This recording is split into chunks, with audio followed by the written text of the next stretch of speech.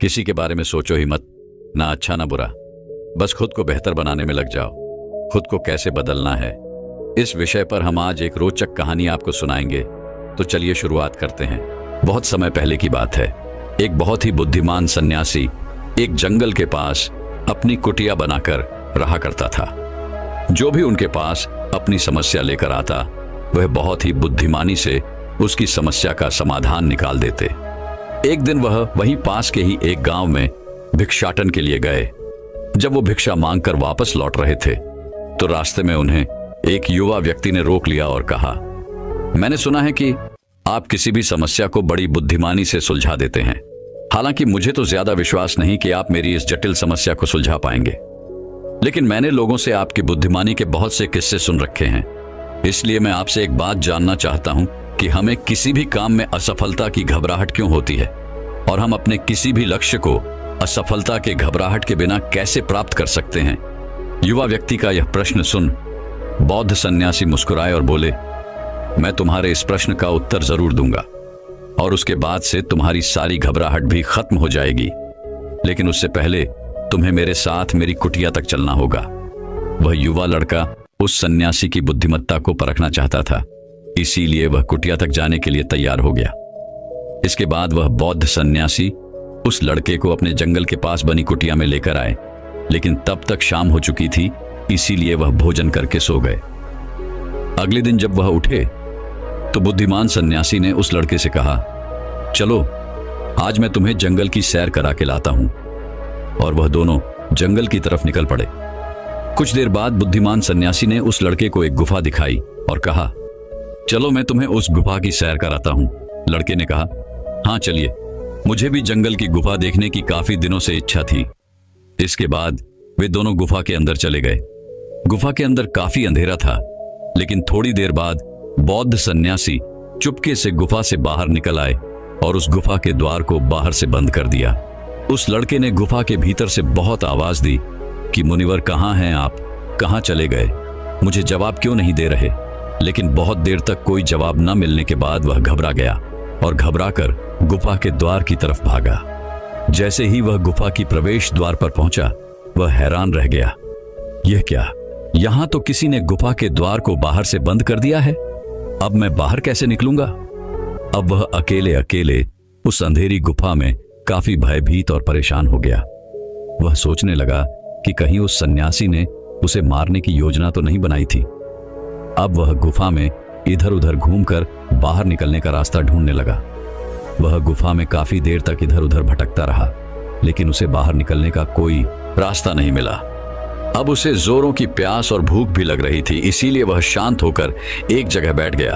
तभी उसे एक सुरंग से सूर्य की रोशनी आती हुई दिखाई दी, और उस रोशनी आने वाली सुरंग तक पहुंचना बहुत ही कठिन था, क्योंकि चारों तरफ बस अंधेरा ही अंधेरा था, और वह सुरंग भी काफी ऊंचाई पर थी। पर फिर भी वह तुरंत उठा और अपनी सारी भूख प्यास को भूलकर अपना सारा ध्यान उस गुफा से बाहर निकलने पर लगा दिया। काफी मेहनत और प्रयास करने के बाद वह उस सूर्य की रोशनी आने वाली सुरंग तक पहुंच गया, और कुछ दूर तक उस सुरंग में ही ऊपर चढ़ता गया।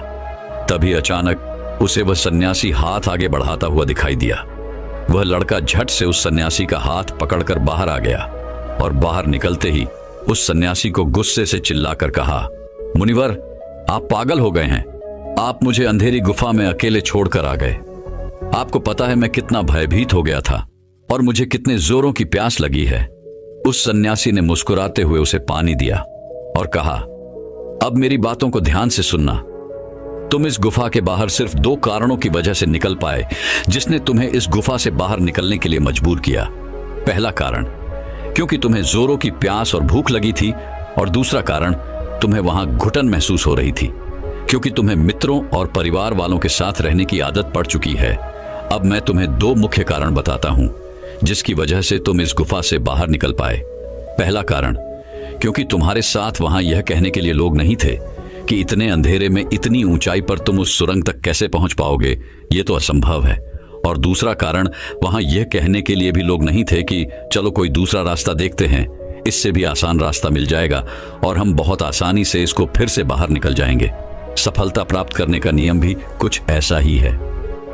ये तो मैंने तुम्हें सफलता कैसे प्राप्त करी इसकी एक छोटी सी दुनिया बनाकर दिखाई है, और वास्तविक दुनिया इससे कहीं अधिक जटिल होती है। वहां हमें सलाह देने के लिए बहुत से फालतू लोग मिल जाते हैं जो खुद तो कुछ कर नहीं पाए, लेकिन हमें ज्ञान देंगे कि यह मत करो, यह बहुत कठिन है, यह तुमसे ना हो पाएगा, इससे अच्छा तो तुम वह काम कर लो, उसमें तुम्हें निश्चित रूप से सफलता मिल जाएगी। और ऐसे ही वह हमारे दिमाग को भटका कर चले जाते हैं और हमें खुद पर संदेह होने लगता है। सफलता ना मिलने का एक बड़ा कारण यह भी है कि सफलता प्राप्त करने की प्रक्रिया बहुत लंबी होती है, और यहां जब हमारा मन घंटों घंटों में बदल जाता है तो फिर लक्ष्य प्राप्ति के महीनों और सालों के प्रयास में ही हमारा मन क्यों नहीं बदलेगा। हमारा मन बदल ही जाता है और हम उस रास्ते को छोड़कर अलग अलग राष्ट्रीय अपनाने लगते हैं। गौतम बुद्ध अक्सर अपने शिष्यों से कहा करते थे कि परेशानियां हमें तभी दिखती हैं जब हमारा ध्यान हमारे लक्ष्य पर नहीं होता, और यह बात 100% सही है। जैसे जब एक तीरंदाज तीर मारने वाला होता है तो वह अपनी एक आंख को बंद कर लेता है और दूसरी आंख से सिर्फ लक्ष्य को देखता है, तब जाकर वह अपने लक्ष्य को भेद पाता है। ठीक इसी प्रकार हमें सफलता का डर तभी लगता है जब हमारा ध्यान अपने लक्ष्य पर न होकर रास्ते पर आने वाली कठिनाइयों पर होता है। तुम इस गुफा से बाहर इसीलिए निकल पाए क्योंकि तुम्हें गुफा के अंदर सुरंग से आने वाली रोशनी के अलावा और कुछ दिखाई नहीं पड़ रहा था। अगर उस गुफा के अंदर प्रकाश होता तो तुम वहां के बड़े बड़े गड्ढों और कीड़े मकोड़ों को देखकर डर जाते और वहीं भटकते रह जाते। इसीलिए अपना सारा ध्यान केवल अपने लक्ष्य पर टिकाए रखो और आसपास क्या हो रहा है, लोग क्या बोल रहे हैं, उस पर ध्यान देना बंद कर दो। तुम्हारे मित्र और रिश्तेदार क्या कर रहे हैं, उन्हें सफलता मिली कि नहीं, यह सब देखना बंद कर दो और केवल खुद के काम पर ध्यान दो। फिर देखना कि जब तुम्हारा समय आएगा तो लोग खड़े होकर तुम्हारे लिए तालियां बजाएंगे। और इतना कहकर वह बुद्धिमान सन्यासी मौन हो गए। उस युवा लड़के ने कहा, मुनिवर, आपने तो आज मेरी आंखें ही खोल दी। आपने कही हर एक बात में ही मुझे बुद्धिमानी नजर आई। आप सच में बहुत बुद्धिमान हैं, इसीलिए सभी आपको बुद्धिमानी का लोहा मानते हैं। मैं आपको वचन देता हूं कि आज से मैं मेरे मन को कभी भी असफलता के डर से नहीं सताऊंगा। मैं अपना पूरा ध्यान सिर्फ अपने काम पर लगाऊंगा और जल्दी ही एक सफल व्यक्ति बनकर दिखाऊंगा। इतना कहकर उस लड़के ने बुद्धिमान सन्यासी का धन्यवाद किया और वापस अपने गांव चला गया। तो दोस्तों, चलिए इसके बाद कि इससे भी अच्छी कहानी की शुरुआत करते हैं। पुराने समय की बात है। नगर में रहने वाला सबल नाम का एक लड़का अपनी जिंदगी से बहुत निराश था। उसकी निराशा का कारण यह था कि वह अब तक कुछ भी नहीं कर रहा था। उसके माँ बाप उसे ताने मारते कि तेरे सारे मित्र कुछ ना कुछ कर रहे हैं, लेकिन तू अभी भी घर में ही बैठा हुआ है। मित्रों के बीच भी अक्सर उसका मजाक ही बनता। वह कहीं जाता तो लोग उससे पूछते कि क्या कर रहे हो। उसे यह बताने में बड़ी शर्म आती कि अभी वह कुछ भी नहीं कर रहा। धीरे धीरे उसने रिश्तेदारों के यहाँ जाना और लोगों से मिलना जुलना कम कर दिया। वह ज्यादातर समय अपने घर में ही बैठा रहता। वह अकेले में रोता, भगवान को कोसता और अपनी किस्मत को दोष देता। अब उसे अपनी जिंदगी बोझ सी लगने लगी थी। कभी कभी वह सोचता कि जब वे कुछ करने के लायक ही नहीं हैं, तो फिर उसके जिंदा रहने का भी क्या फायदा, उसे तो मर जाना चाहिए। एक दिन वह अपने नगर की एक सड़क से गुजर रहा था। तभी उसने देखा कि एक गुरु दुख के ऊपर प्रवचन दे रहे हैं। वह भी वहीं भीड़ में पीछे बैठ गया और गुरु के प्रवचन सुनने लगा। गुरु बोल रहे थे कि दुख एक गुरु की भांति होता है जो हमें जीवन की सच्चाई दिखाता है और हमें सही से जीवन जीने का तरीका सिखाता है। आप चाहें तो अपने दुख रूपी गुरु से जीवन जीना भी सीख सकते हैं और चाहें तो उस दुख में डूबकर बैठकर रो भी सकते हैं। सबल भी गुरु की यह सारी बातें ध्यान से सुन रहा था, लेकिन उसे गुरु की यह बातें सही नहीं लगी। उसने खड़े होकर कहा, दुख कुछ भी सीखा कर नहीं जाता, सिर्फ पीड़ा देकर जाता है। दुख की पीड़ा अनंत होती है। ऐसा लगता है इसके बाद कुछ भी नहीं होने वाला, कुछ भी नहीं मिलने वाला। मृत्यु भी उसके सामने छोटी लगने लगती है। गुरु ने कहा, आखिर क्या दुख है तुम्हें? सबल ने अपना सारा दुख गुरु के समक्ष कह सुनाया और पूछा, क्या आपके पास मेरे इस दुख का कोई समाधान है? गुरु मुस्कुराए और बोले, जिस दिन तुम्हारे पास सच्चा दुख आए उसी दिन मेरे पास लौट कर आना, मैं तुम्हारे दुख का समाधान अवश्य करूंगा। इतना कहकर गुरु वहां से चले गए। सबल ने सोचा, क्या मेरा दुख सच्चा नहीं है? क्या जिस दुख से मैं गुजर रहा हूं वो झूठा है? कोई भी मेरे दुख को नहीं समझ सकता। जब माँ बाप नहीं समझ पाई तो गुरु क्या समझेंगे? अपने दुखों से परेशान होकर सबल ने एक निर्णय लिया कि अब वह कुछ करके दिखाएगा। उसने एक छोटा सा व्यापार शुरू किया, लेकिन उसमें उसे सफलता नहीं मिल रही थी। पर उसके घर वाले खुश थे कि वह कुछ तो प्रयास कर रहा है। वह अपने व्यापार में जुटा रहा और उसे धीरे धीरे सफलता भी मिलने लगी। फिर उसने रफ्तार पकड़ ली और सिर्फ 3 साल के अंदर ही वह एक बड़ा व्यापारी बन गया। अब सबल के चारों तरफ ऐसे बहुत से लोग थे जो उसकी चिंता करते थे, उसे पसंद करते थे, उसके काम की प्रशंसा करते थे। अब उसके घर वाले भी उसकी प्रशंसा करते नहीं थकते थे। दिन प्रतिदिन उसके मित्रों की संख्या बढ़ती जा रही थी। अब वह अपनी जिंदगी से बहुत ही खुश था। उसके कुछ मित्रों ने उसे सलाह दी कि जब तुम बड़े व्यापारी बनकर इतने खुश हो तो सोचो कि अगर तुम इस नगर के, इस राज्य के सबसे बड़े व्यापारी बन जाओ तो तुम्हारे पास कितना सुख होगा, कितने लोग तुमसे जुड़ना चाहेंगे, तुम्हारा कितना नाम फैलेगा। स्वयं राजा भी तुमसे मित्रता करना चाहेंगे और जरूरत पड़ने पर तुमसे ही धन उधार लेंगे। मित्रों की यह बात सबल के मन में घर कर गई। अब उसने और भी धन कमाने का प्रयास शुरू कर दिया, लेकिन उसे यह सब कुछ बहुत ही जल्दी चाहिए था। वह यह सब कुछ प्राप्त करने में अपना ज्यादा समय बर्बाद नहीं करना चाहता था। इसीलिए उसने ऐसे भी कार्य करने शुरू कर दिए जो उचित नहीं थे। उसने बड़ी मात्रा में अपने मित्रों से धन उधार लेना शुरू कर दिया। ज्यादा मुनाफा कमाने के लालच में अपने सामान में मिलावट करने लगा। उसने दूसरे व्यापारियों के खिलाफ षड्यंत्र भी रचे, उन्हें डराया धमकाया। जैसा जैसा उसके मित्र उसे कहते गए वह वही करता गया। वही इन तरीकों से ज्यादा धन तो कमा रहा था, लेकिन अब उसके जीवन में सुकून ही रह गया था। उसके मन की शांति गायब हो गई थी। उसे रातों में नींद नहीं आती थी। वह किसी उधेड़बुन में लगा रहता था। सुख सदन की सारी वस्तुएं होने के बाद भी उसे किसी में सुख नहीं मिल रहा था। एक दिन सबल अपनी गाड़ी में सवार होकर कहीं जा रहा था। तभी रास्ते में उसे गुरु का आश्रम दिखा। वह रुक गया। वह गुरु के पास जाकर बोला, गुरुदेव, आपने कहा था कि जब तुम्हारे जीवन में सच्चा दुख आए तब मेरे पास आना। अब मैं बहुत दुखी हूं। मेरे रातों की नींद गायब हो गई है। मुझे कहीं सुकून नहीं मिल रहा। इस तरीके से सबल ने अपनी सारी समस्या गुरु के सामने कह सुनाई। गुरु ने कहा, जब तुम मुझसे पहली बार मिले थे तब भी तुम किसी दुख में थे। तुमने उस दुख से क्या सीखा? सबल ने कहा, मैंने सीखा कि सिर्फ सोचने और चिंता करने से कुछ नहीं होता।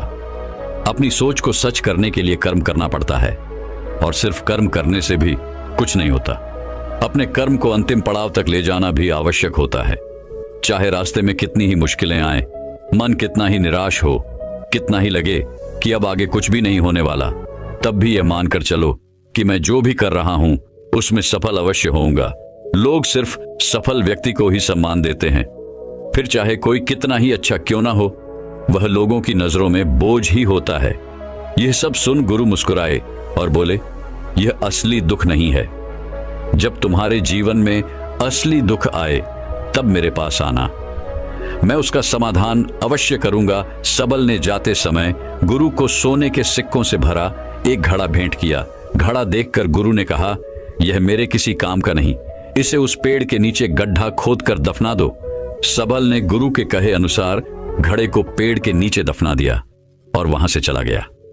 कुछ दिनों तक तो व्यापार अच्छी तरक्की कर रहा था, लेकिन गलत व्यापार की वजह से ही धीरे धीरे उस व्यापार में घाटा होने लगा।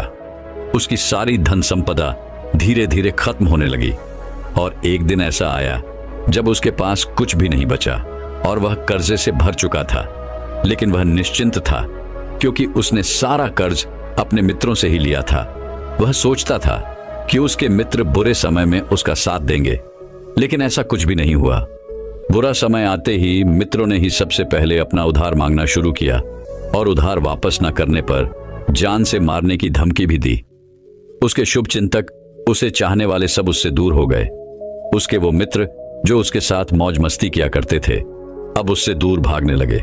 उसके परिवार वाले उसे उसकी गलतियां और कमियां गिनाने लगे।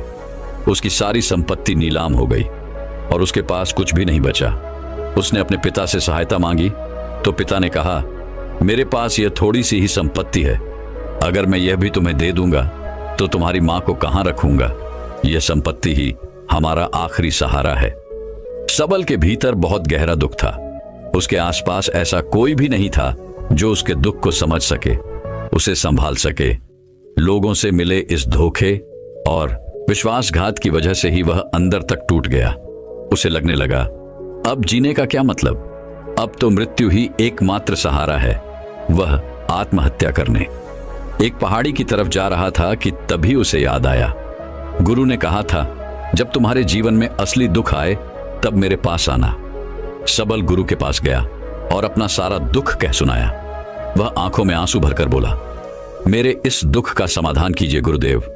गुरु ने कहा, जब तुम्हारे जीवन में असली दुख आए तब मेरे पास आना, मैं उसका समाधान अवश्य करूंगा। सबल ने कहा, अभी जो मेरे जीवन में घट रहा है वह दुख नहीं है। आखिर असली दुख होता क्या है गुरुदेव? गुरु ने कहा, सबसे पहले तुम यह बताओ कि तुमने अपने इस दुख से क्या सीखा? सबल ने कहा, मैंने सीखा कि जो लोग हमारी सफलता, हमारी तरक्की की वजह से हमारे जीवन में आए हैं वह हमें धोखा अवश्य देंगे, क्योंकि वह बुरे समय में हमारे साथ खड़े नहीं होंगे। वह केवल अच्छे समय में हमारा फायदा उठाएंगे और बुरे समय में छोड़कर चले जाएंगे। भरोसा केवल उन्हीं लोगों पर करना चाहिए जो हमारे बुरे समय में, असफलता के समय में हमारे साथ खड़े रहते हैं। लेकिन ऐसे लोग बहुत ही कम होते हैं, पर जिसके पास होते हैं उन्हें उनकी कद्र करनी चाहिए, उनका अपमान नहीं करना चाहिए। मैंने यह भी सीखा कि कभी किसी के खिलाफ षड्यंत्र नहीं करना चाहिए। ईमानदारी और धैर्य के साथ अपना काम करना चाहिए और कभी लालच नहीं करनी चाहिए। अपना सारा दुख और अनुभव बताने के बाद सबल आंखों में आंसू भरकर गुरु के सामने बैठा रहा। थोड़ी देर बाद गुरु उठे और उस पेड़ के नीचे गड्ढा खोदकर वह घड़ा बाहर निकाला जो सोने के सिक्कों से भरा हुआ था और उस सबल को दे दिया और कहा, जब तुम्हारे जीवन में असली दुख आए तब मेरे पास आना। सबल ने गुरु को धन्यवाद दिया और उन्हें प्रणाम कर वहां से चला गया। उसने उस घड़े से एक छोटा व्यापार शुरू किया और वह एक छोटा व्यापारी बनकर भी खुश था। उसने पूरी लगन और ईमानदारी से व्यापार किया। देखते ही देखते वह अपने नगर का फिर एक बड़ा व्यापारी बन गया। उसका जीवन खुशियों और सुविधाओं से भर गया। लेकिन कोई कितना भी अच्छा हो, कितना भी अच्छा काम करे, दान करे, लोगों की मदद करे, लेकिन जीवन में दुख तो आता ही है। तो सबल के जीवन में भी दुख आया। उसके माता पिता एक ही दिन में मृत्यु को प्राप्त हो गए। सबल अपने माता पिता से बहुत प्रेम करता था, इसलिए उसे उनकी मृत्यु से बहुत गहरा आघात पहुंचा। वह उन दोनों के पार्थिव शरीर को शमशान घाट ले गया जहां उनकी अंतिम क्रिया की गई। वहां उसने अपने माता पिता के शरीर को जलते हुए देखा तो उसका मन बेचैन हो गया। उसके अंदर बहुत से प्रश्न उठने लगे। वह घर वापस आया तो उसने अपने माता पिता के घर और संपत्ति को देखा जिसके लिए उसके पिता हमेशा लड़ते रहते थे। आज वो लावारिस पड़ी है। आज उसकी देखरेख करने वाली, उसके लिए लड़ने वाली इस दुनिया से ही चले गए। उसके पिता ने जो भी कमाया था, जो भी बनाया था, वह सब यही रह गया था। एक दिन पहले तक किसी से भी अपनी संपत्ति के लिए लड़ जाने वाले उसके पिता आज खुद इस दुनिया से अलविदा हो गए थे। उसका मन इसी तरह के अनेक विचारों के बवंडर में फंसा हुआ था। उसे अंदर से अकेलापन और डर महसूस हो रहा था। उसे कुछ खालीपन सा महसूस हो रहा था। उसे लग रहा था कुछ तो है जिसे वो समझ नहीं पा रहा। इसीलिए वो गुरु के पास गया। उसे देखते ही गुरु ने कहा, क्या जीवन में कोई दुख है? सबल ने कहा, वैसे तो जीवन में कोई दुख नहीं है गुरुदेव, सब सुख है, सब अच्छा चल रहा है। लेकिन आज मेरे माता पिता की मृत्यु हो गई। इस घटना से मेरा मन बहुत दुखी और बेचैन है। गुरु ने कहा, इसमें दुखी होने वाली कौन सी बात है? एक दिन तो सभी के प्रियजनों को मरना ही है। हमेशा जीवित न तो कोई रहा है और न ही कोई रहेगा। एक दिन तो तुम्हें भी मरना ही है। हो सकता है कल ही मर जाओ या आज भी मर सकते हो। सबल ने कहा, यह आप क्या कह रहे हैं गुरुदेव कि मैं भी मर जाऊंगा? पर मैं तो अभी जवान हूं, गुरु ने कहा, इस भ्रम में तो सभी जी रहे हैं कि मृत्यु दूसरों को आती है, बूढ़ों को आती है, लेकिन बूढ़ों के सामने ही जवान मर जाते हैं, बच्चे मर जाते हैं। मृत्यु का किसी की उम्र से कोई संबंध नहीं, यह तो सबको अपना शिकार बना लेती है। गुरु की यह बातें सबल के मन में घर कर गई और वह चुपचाप वहां से चला गया। लेकिन उसका मन अभी बेचैन था, अब भी अशांत था। वह कुछ खालीपन सा महसूस कर रहा था। वह पूरे दिन अपने बारे में ही सोचता रहता कि वह कौन है, इस दुनिया में क्यों आया है, क्या सिर्फ चीजों का प्रयोग करना और मरना ही जीवन का लक्ष्य है। ऐसे ही बहुत से प्रश्न उसके मन में लगातार उठ रहे थे, लेकिन उसे अपने किसी भी प्रश्न का उत्तर नहीं मिल पा रहा था और उसका दुख दिन प्रतिदिन बढ़ता जा रहा था। इसीलिए कुछ दिनों बाद वह फिर गुरु के पास पहुंचा और बोला, गुरुदेव, मैं बहुत दुखी हूं क्योंकि मैं यह नहीं जान पा रहा कि मैं कौन हूं और इस दुनिया में क्यों आया हूं। यह सुन गुरु मुस्कुराए और बोले, आज पहली बार तुम्हारे जीवन में सच्चा दुख पैदा हुआ है।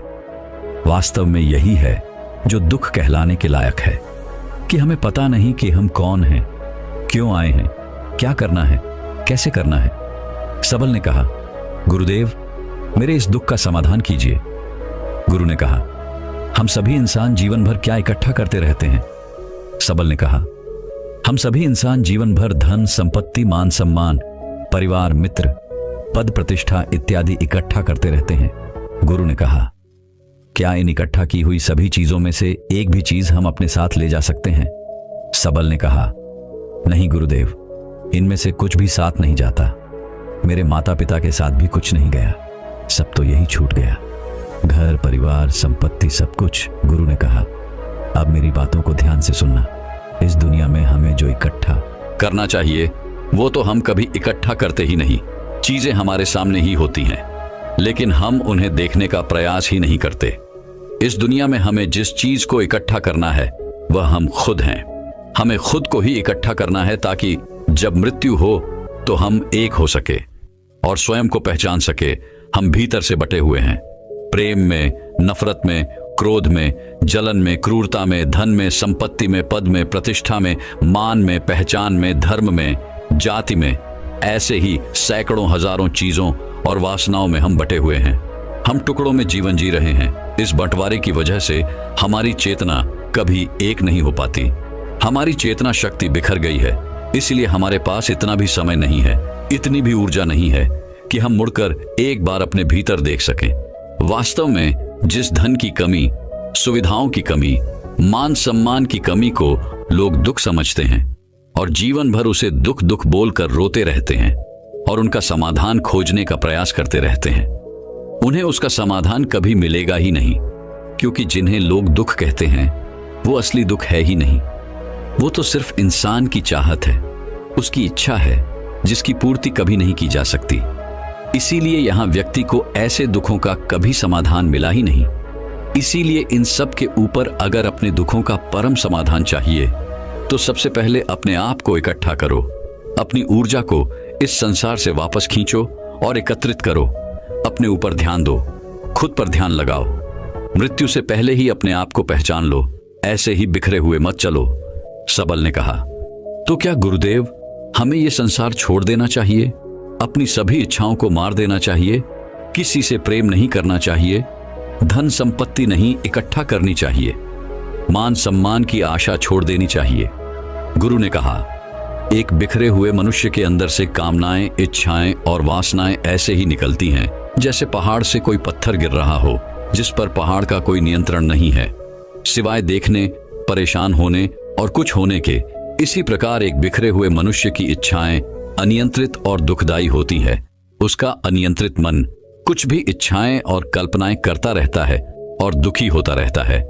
लेकिन जब व्यक्ति एकत्रित हो जाता है तो वह जो भी करता है सब उसके नियंत्रण में रहता है, तब इच्छाएं भी उसकी इच्छा से निकलती हैं। सबल ने कहा, गुरुदेव, आपने मेरे सच्चे दुख का समाधान कर दिया। आपका बहुत बहुत धन्यवाद। आज से मैं खुद को एकत्रित करने का प्रयास करूंगा। गुरु ने कहा, मानो शरीर में बहुत ऊर्जा है, बहुत शक्ति है और यह बेकार के कामों में भटक रह गई है, पृथ्वी की चीजों में लगी रहती है। यह ऐसा ही है जैसे कि एक अत्यंत शक्तिशाली मशीन किसी बच्चे के हाथों में दे दी गई हो और वह बिना सोचे समझे, बिना किसी नियंत्रण और जानकारी के बस इसकी शक्ति को कहीं भी बर्बाद कर रहा हो। इसीलिए अपने चेतना की शक्ति पर ध्यान दो और इसे एकत्रित करो। सबल को अपने प्रश्नों का उत्तर मिल चुका था। उसने गुरु का धन्यवाद किया और चुपचाप वहां से चला गया। दोस्तों, मैं उम्मीद करता हूं कि यह कहानी सुनने से आपके जीवन में अच्छे बदलाव आए होंगे। आपको इस वीडियो से क्या सीखने मिला, ये कमेंट करके जरूर बताएं और अपने परिवार, दोस्तों या आपके करीबी इंसान के साथ ये कहानी शेयर करके उन्हें भी इस ज्ञान से